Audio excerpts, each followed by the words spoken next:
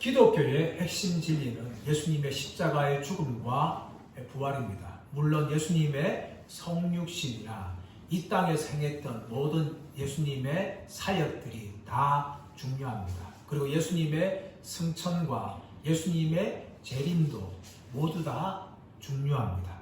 그러나 예수님의 십자가 죽음과 부활은 기독교의 핵심 중에 핵심입니다. 예수님의 십자가의 죽음은 하나님의 구원의 계획을 완성하셨습니다. 예수님이 십자가에 죽으심으로 우리의 모든 죄를 용서해 주시고 구원받을 수 있는 길을 열어주셨습니다.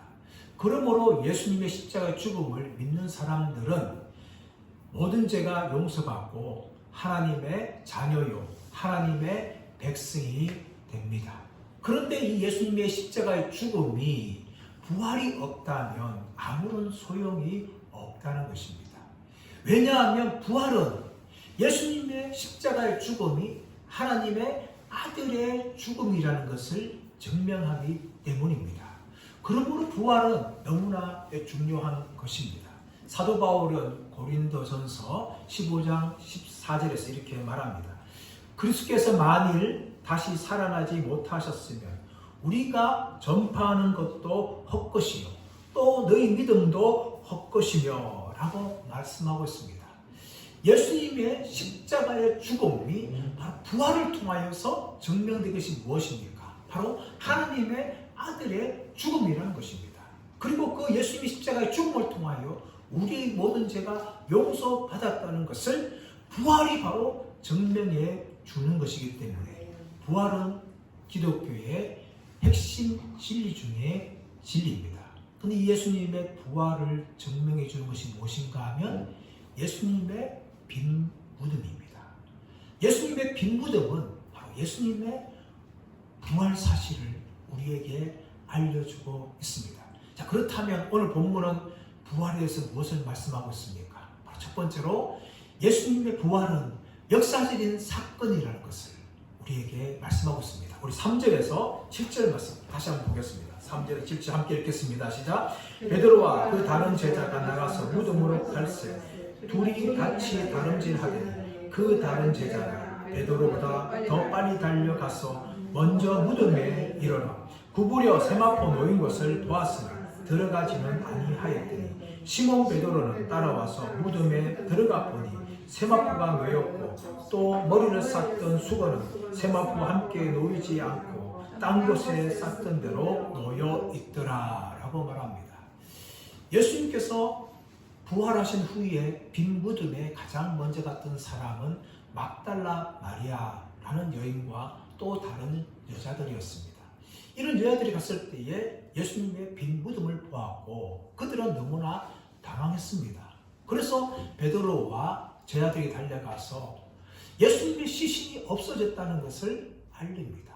그러자 베드로는 달려가고 또 다른 제자가 함께 달려갑니다. 그 사람들에 대해서 2절 말씀 보시면 시몬 베드로와 예수께서 사랑하시는 그 다른 제자라고 이야기합니다. 시몬 베드로는 예수님의 수제자였어요. 그런데 예수께서 사랑하시는 그 다른 제자, 이 제자가 누군가 하면 이 요한복음을 기록했던 사도 요한입니다. 사도 요한은 자신의 이름을 직접적으로 언급하지 않고 예수님께서 사랑했던 제자라는 말로 바꾸어서 이곳에 넣습니다. 이 베드로와 요한이 함께 달려갑니다. 달려가는데 베드로와 요한 둘 중에서 가장 먼저 도착한 사람은 사도 요한이었습니다. 왜냐하면 사도 요한은 12제자 중에서 가장 젊은 제자였어요. 그래서 베드로보다 더 빨리 달려갈 수 있었고 베드로는 나이가 가장 많은 그런 제자였습니다. 사도 요한은 예수님께서 묻히신 무덤에 가장 빨리 도착했지만 그 안에 들어가지는 않았습니다. 구부려서 예수님의 무덤 안을 보았던 것이죠. 그런데 늦게 도착한 베드로는 일찍 도착한 사도 요한보다 먼저 그 무덤 안에 들어가서 그 무덤 안에 벌어진 모든 상황들을 직접 보았습니다. 이것은 베드로의 기질에 달려있어요. 베드로는 굉장히 성격이 다혈질적이고 급한 사람이에요. 남들보다 뒤떨어지는 것을 원하지 않습니다. 부활하신 예수님께서 갈릴리 바다에 나타났을 때에도 가장 먼저 헤엄쳐 갔던 사람이 베드로였어요. 또한 갈릴리 바다의 폭풍 가운데 임하신 예수님을 향하여 걸어갔던 사람도 베드로였습니다. 그만큼 베드로는 성질이 달지적이고 급한 사람이었어요. 비록 사도 요한보다 늦게 도착하였지만 그 무덤 안에 들어가서 그 무덤 안에 직접 먼저 살펴본 사람이 바로 베드로인 것이죠. 근데 둘 다 보았습니다. 5절 말씀 보시면 사도 요한은 구부려 세마포 놓인 것을 보았으나 라고 이야기하죠. 자, 6절 말씀 보시면 시몬 베드로는 따라와서 무덤에 들어가 보니 라고 이야기하죠. 둘 다 함께 보았습니다. 사도 요한도 보았고 사도 베드로도 보았어요.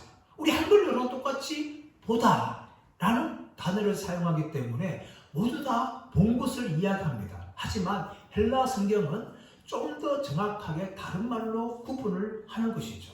사도 요한이 구부려서 보았다는 것은 우리 영어로 말하면 그냥 see, 단순히 보는 거예요. 보는 거. 그 정도인데 그 단어가 헬라어 단어로 블레포라는 단어입니다.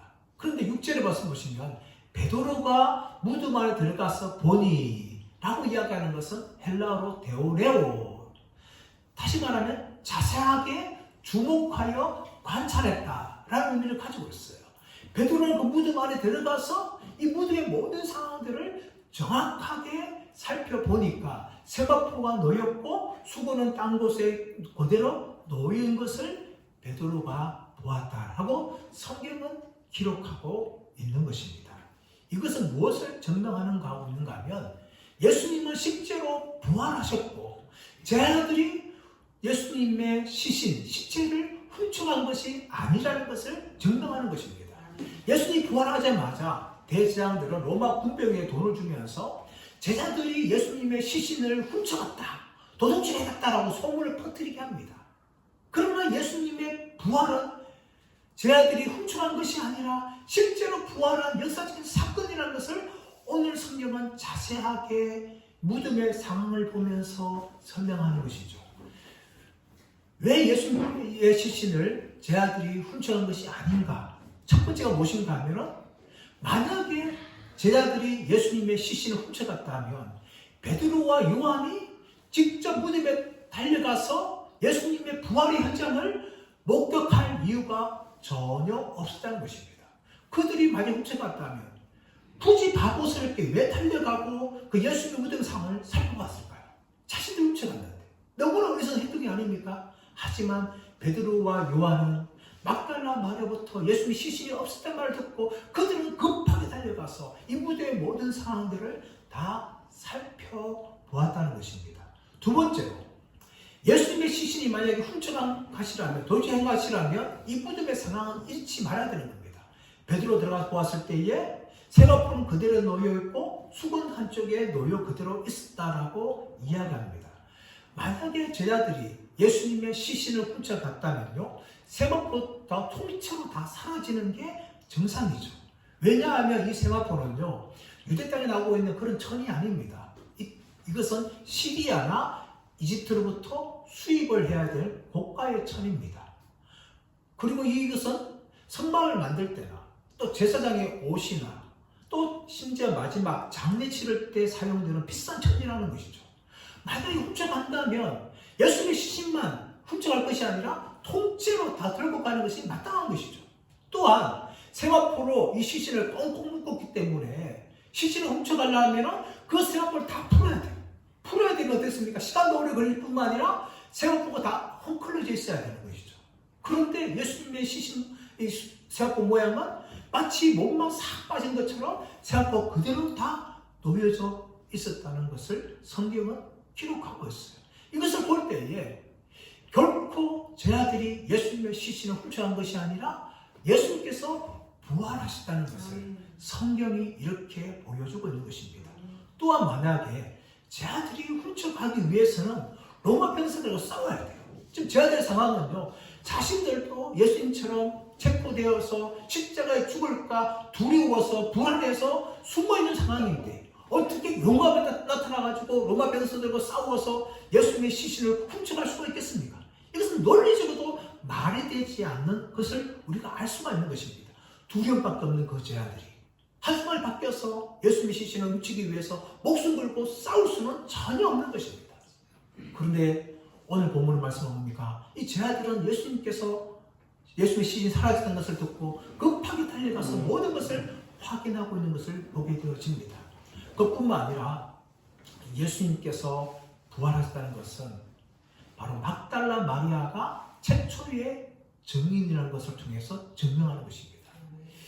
여러분, 유대 당시에 재판에서 증인이 되기 위해서는 2명의 사람이 필요한데 여자는 안 되고 남자 2명 이상 있어야 증인으로서 효력이 있는 거예요. 그런데 오늘 본문에서는 예수님의 부활 사건의 최초의 증인을 누구 이야기하고 있는가 하면 막달라 마리아, 또 다른 성경에는 또 다른 마리아와 여인들의 이름을 기록하고 있어요. 만약에 예수님의 부활 사건을 조작한 것이라면 막달라 마리아나 다른 여인들을 기록할 것이 아니라 최초의 증인의 이름을 베드로나 요한이나 아니 다른 유대인들로 이름을 기록해야 맞는 것이죠. 그래야 예수님의 부활이 다른 사람의 사실이라는 것을 사람들이 증언할 수가 있는 것입니다. 그런데 얼토당토 말도 되지 않게 여인들의 이름을 최초의 부활의 증인으로 이야기하고 있는 것이죠. 이것은 무엇을 말하고 있습니까? 예수님의 부활 사건이 조작된 사건이 아니라 실제로 일어난 사건이라는 것을 보여주기 위해서 떳떳하게 여인들의 이름을 기록을 하고 있는 것입니다. 그뿐만 아니라 예수님의 부활은요, 고린도 전서 15장 6절 말씀 보시면 500여 형제들이 일시에 보았다라고 이야기합니다. 어떤 사람들은 예수님의 부활은 실제로 일어난 사건이 아니라 환상을 본 것이다 라고 이야기합니다. 여러분, 그렇다면 환상은요, 한순간에 500명이 동시에 볼 수가 없는 거예요. 여러분, 극장에서는 스크린 쏘면은 500명도 1000명도 함께 보지 않습니까? 근데 환상이라는 것은 500명이 똑같은 순간에 똑같은 장소에서 볼 수가 없는 거예요. 여러분. 겨우 한두 명이 환상을 볼 수 있어요. 하지만 500명이 동시에 볼 수가 없는 것이죠. 마치 스크린에서 영화 보는 것처럼 실제로 난 사건이기 때문에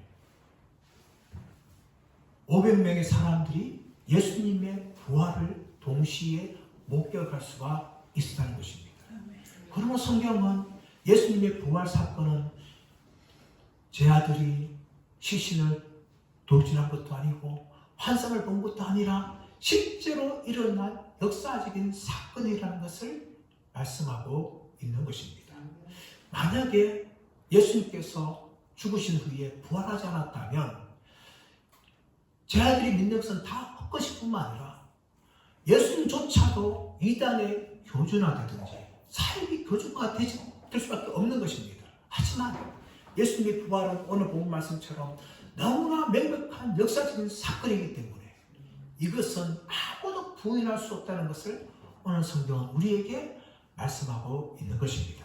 두 번째로 예수님의 부활은 말씀의 성취라는 것을 우리에게 말합니다. 우리 8절 9절 말씀 보겠습니다. 8절 9절 시작. 그때야 무덤에 갔던 그 다른 제자도 들어가 보고 믿더라. 그들은 성경에 그가 죽은 자 가운데서 다시 살아나야 하신 말씀을 아직 알지 못하더라. 아멘. 베드로와 요한은 그 무덤에 들어가서 보았을 때에 알게 되었고 또 다른 제자들도 들어가서 보한 거죠. 이 다른 제자가 뭔가 요한이죠. 베드로가 먼저 가서 보았고 나중에 요한도 들어가서 이 무덤의 상황을 본 후에 믿었다라고 이야기합니다. 무엇을 믿었을까요? 이들은 예수님의 부활을 믿은 것이 아니라 막달라 마리아 말이 사실이라는 것을 믿었다는 거예요. 막달라 마리아는요, 자신이 보니까 예수님의 시신이 사라진 거예요. 사라졌는데. 그때만 하더라도 이 막달라 마리아조차도 예수님께서 부활했다는 것을 사실은 알지 못하고 믿지 못하였죠. 그래서 아까 말씀 보면, 처음에 말씀 보시면 사람들이 예수님을 무덤에 가져다가 어디에 두었는지 알지 못하겠다. 그렇게 말했어요. 그들은 단지 예수님의 시신이 사라진 것만을 그들은 보았다는 것이죠. 그 말을 듣고 베드로와 요한도 들어가서 예수님의 시신이 사라진 것을 그들도 알게 되었어요. 근데 여러분, 이때까지만 하더라도 베드로와 요한도 또 막달라 마리아도 예수님께서 부활했다는 것을 믿지 않았습니다. 그 증거가 무엇인가 하면 9절 말씀이에요. 그들은 성경에 그가 죽은 자 가운데서 다시 살아나야 하리라 하신 말씀을 아직 알지 못하더라. 여러분, 예수님의 부활은 이미 구약 성경에서 이미 말씀하고 있던 내용입니다.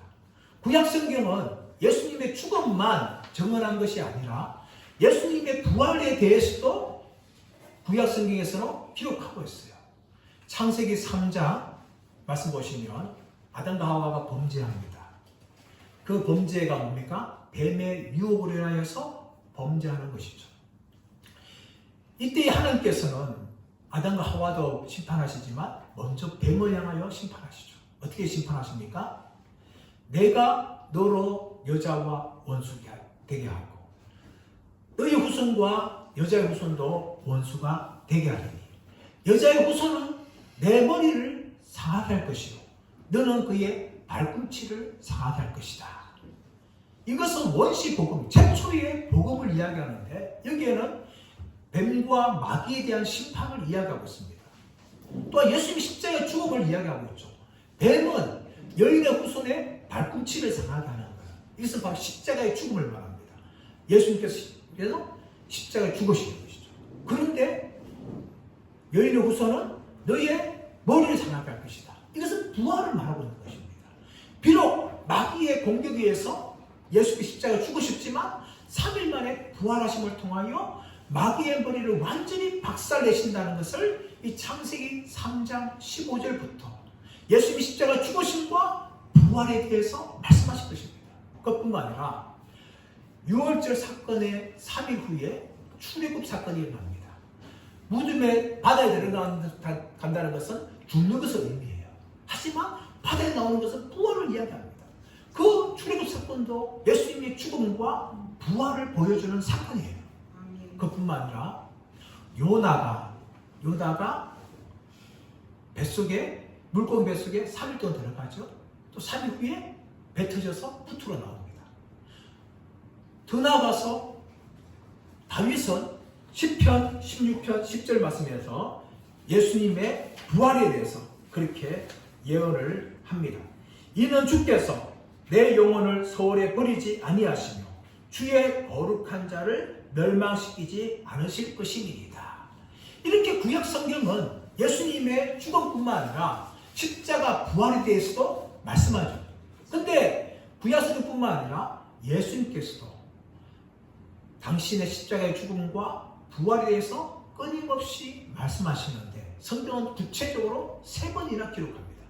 가장 첫 번째 등장한 것이 어딘가 하면 마태복음 16장에서 가이사랴 빌립보에서 제 아들을 향하여 너희는 나를 누구로 하느냐 그렇게 물을 때 베드로가 주는 그리스도시요 살아계신 하나님의 아들입니다 라는 말을 고백합니다. 그 이후에 예수께서 바로 인자가 예루살렘에 올라가서 장로들과 대제사장들과 서기관들에게 고난을 받고 죽었다가 3일 만에 부활한다 라는 것을 첫 번째로 예수님이 말씀하십니다. 두 번째로 마태복음 17장에서 변화산 사건 이후에 인자가 사람들에게 달리워서 고난받고 부활한다 라는 것을 이야기합니다. 또 세 번째로는 마태복음 20장에서 포도원 품꾼 이후로 예수님께서 대제사장들과 서기관들과 사람들에게 고난받다가 3일 만에 부활하신다는 것을 예수님께서 구체적으로 말씀하십니다. 그뿐만 아니라 사람들이 예수님께 나와서 표적을 구할 때에 인자가 보여줄 표적은 요나의 표적밖에 없다. 요나가 물고기 뱃속에서 3일 동안 갇혔다가 3일 후에 무토로 나는 것처럼 예수님께서 십자가에 죽으셨다가 3일 만에 무덤을 깨치시고 부활하실 것에 대해서 예수님께서 친히 말씀하십니다. 그러나 제 아들은 이 예수님의 십자가의 죽으심과 부활에 대해서 전혀 알지도 못하였고 믿지도 못하였습니다. 오늘 본문에서도 베드로와 요한과 막달라 마리아는 예수님의 시신이 사라진 것을 보면서 사람들이 단지 가져갔다 라고 생각했지만 예수님의 부활에 대해서 전혀 믿지 못하였습니다. 이것이 바로 제 아들의 불신앙이에요. 그런데 베드로와 요한만 그런 것이 아니라 다른 제자들도, 예수님을 따라다녔던 다른 제자들도 예수님의 부활을 전혀 믿지 못하였어요. 누가복음 23장 말씀 가보시면 엠마로 가는 두 제자 이야기가 나옵니다. 예수님께 나타나셔서 그들과 함께 동행하면서 함께 식사를 하죠. 그러면서 예수님께서 십자가에 죽으시고 부활하실 것에 대해서 모세와 선지자의 글로 시작해서 모든 구약의 성경에 대해서 풀어 설명할 때에 그들이 깨닫게 되어진 거죠. 근데 예수님께서 그들을 향하여 미련하고 선지자의 말한 모든 것을 더디 믿는 자들이요 라고 책망하신다는 것입니다. 이것이 바로 베드로와 요한과 다른 제자들과 막달라 마리아와 모든 여인들의 불신앙의 모습입니다. 사랑하는 여러분, 그렇다면 저와 여러분 어떻습니까? 성경은 분명히 예수 그리스도의 부활에 대해서 우리에게 강력하게 말하고 있습니다. 그렇다면 저와 여러분은 진실로 예수님의 부활을 믿고 있습니까? 이것이 너무나 중요한 거예요. 예수님의 십자가의 죽음뿐만 아니라 예수님의 부활까지 우리는 믿어야 되는 것입니다. 그럴 때 우리가 구원받게 되는 것이죠. 하나님의 자녀가 되는 것입니다. 또 하나님이 기뻐하시는 것입니다. 또 우리 신앙이 흔들리지 않습니다. 부활은 어떤 것입니까? 부활은 죽음을 이겼습니다. 부활은 죄를 이겼습니다. 부활은 이 땅의 어둠을 모든 걸 이겼습니다. 우리가 삶을 살다 보면 마치 죽음과 같은 절망적인 순간을 만날 때가 있어요. 그러나 예수님의 부활을 믿는 사람들은 예수님이 죽음을 이겼듯이 우리의 모든 절망을 이길 수가 있는 것입니다. 그러므로 저와 여러분 가운데 이 예수님의 부활을 믿는 믿음의 사람들 되기를 간절히 바랍니다. 세 번째로 이 부활은 하나님의 능력의 사건이라는 것을 말씀하고 있습니다. 우리 1절 2절 말씀 다시 읽어볼까요? 1절 2절 시작. 안식구 첫날 일찍이 아직 어두울 때에 막달라 마리아가 무덤에 와서 돌이 무덤에서 옮겨진 것을 보고 시몬 베드로와 예수께서 사랑하시던 그 다른 제자에게 달려가서 말하되 사람들이 주님을 무덤에서 가져다가 어디 두었는지 우리가 알지 못하겠다 하니 막달라 마리아와 다른 여인들이 무덤에 도착했을 때 이미 무덤에서 돌이 옮겨졌습니다. 무덤에서 돌이 옮겨졌어요. 그리고 예수님의 시신은 사라졌습니다. 이것을 보면서 어떤 사람들은 예수님은 잠시 기절했다가 나온 것이지 결코 죽은 것이 아니다 라고 말하는 분들이 있습니다. 그렇다면 여러분, 만약에 십자가에 죽기 전에 채찍질 맞아서 거의 초죽음이 된 사람, 그리고 십자가에 달려서 손과 발에서 피가 다 흘려졌고 또 옆구리에 창이 찔려서 창에서 피가 다 흘렸던 사람이 어떻게 기절할 수 있습니까? 죽지 않고서는 그런 일이 나타날 수 없는 것이죠. 또한 로마 병사들도 예수님이 죽은지 안 죽은지를 확인하기 위해서 다른 강도들을 다 무릎을 망치로 쳤지만 예수님이 죽은 것을 보고 망치로 무릎을 치지 않았어요. 그것은 로마 병사들, 십자가에 못 박아 죽이는 데 전문가였던 로마 병사들도 예수님의 십자가 죽음을 확인했기 때문에 예수님의 무릎을 치지 않은 거예요. 그러나 여러분, 만약 그런 사람들 주장처럼 만약 예수님께서 기절했다 생각해 보십시오. 그런데 그 기절했다고 생각하더라도 그렇게 피를 많이 흘렸던 사람이 다시 기절이 회복되어져 가지고 그 무거운 돌을 옮긴다는 것은 불가능한 것입니다. 왜냐하면 그 무거운 돌은요, 건강한 사람 한 사람이 옮길 수 있는 것이 아니에요. 여러 명의 사람이 옮겨야지, 밀어야지 움직일 수 있는 커다란 돌이었습니다. 그뿐만 아니라 무덤에는 그 돌이 이동하지 못하도록 홈을 파놨어요. 그래서 그 돌이 딱 박히면 꼼짝해서 살 수 없는 겁니다. 그런데 십자가에 달리기 전에 채찍질에 맞아서 거의 초죽음이 되었고 물과 피를 다 흘렸던 사람이 다시 살아나서 그 돌을 옮긴다는 것은 도저히 일어날 수 없는 그런 일이라는 것을 이미 성경을 통하여 우리가 알 수가 있는 것입니다. 그렇다면 어떻게 이 돌이 옮겨졌을까요? 마태복음 28장 2절 말씀 보시면 큰 지진이 나매 주의 천사가 돌을 옮겼다 라고 이야기합니다. 지진이 일어나가지고 큰 돌을 옮긴 것이죠. 사람 여러 명이 달려서 옮겨야 줄 수 있는 그 돌이 큰 지진이 나서 그 돌이 옮겨졌고 예수님께서 부활하셨다는 것을 성경이 기록합니다. 여기에 대해서 로마서 6장 4절 말씀에서는 아버지의 영광으로 말미암아 예수님을 죽음에서 살렸다라고 말하고 있고, 로마서 8장 11절 말씀 보시면 성령님께서 예수님을 죽음 가운데서 살렸다라고 이야기합니다. 그리고 요한복음 10장 17절 말씀 보시면 내가 다시 살기 위해서 내 목숨을 내준다 라는 말씀이 나옵니다. 그러므로 예수님의 부활 사건은 성삼위 하나님께서 일하시는 사건이라는 것을 우리가 성경을 통하여 확인할 수가 있는 것입니다. 단지 예수님의 능력을 나타내는 것이 아니라 성삼위 하나님께서 이 예수님의 부활 가운데 역사하셨다는 것을 우리가 알게 되었고, 예수님께서는 죽음 가운데서 3일 만에 부활하셨다라고 성경은 우리에게 증거하고 있는 것입니다. 그렇다면 여러분, 이 예수님의 부활에 대해서 우리가 보여야 될 반응은 무엇입니까? 첫 번째는 믿는 것입니다. 예수님의 십자가 죽음만 뿐만 아니라 예수님께서 부활하신 것도 우리는 믿어야 하는 것입니다. 부활이 없다면 예수님의 죽음도 헛것이며 우리의 믿음도 헛것이라고 말하고 있습니다. 그러므로 예수님의 부활을 믿는 사람들은 예수님의 십자가의 그 능력의 은혜 함께 경험하게 되는 것임을 성경은 말씀하고 있습니다. 두 번째 우리가 해야 할 일은 무엇입니까? 부활하신 예수님을 향하여 경배하는 것입니다.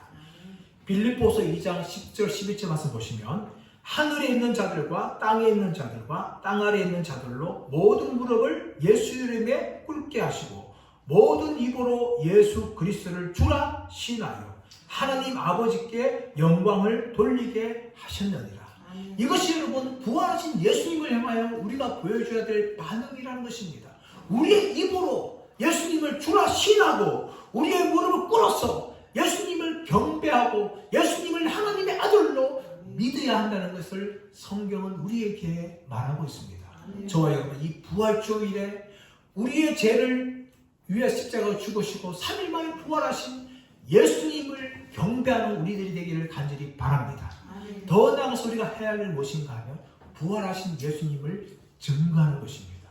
사람들이 예수님이 죽은 것이 아니라 제 아들이 돌진해갔다라고 이야기해도, 예수님은 죽은 것이 아니라 기절에다 나온 것이다 라고 말한다 할지라도 우리는 성경이 말씀하고 있는 이 강력한 역사적인 사실을 믿고 예수님의 부활이 참이라는 것을 믿지 않는 사람들에게 당당하게 말할 수 있는 저와 여러분들 되기를 간절히 바랍니다.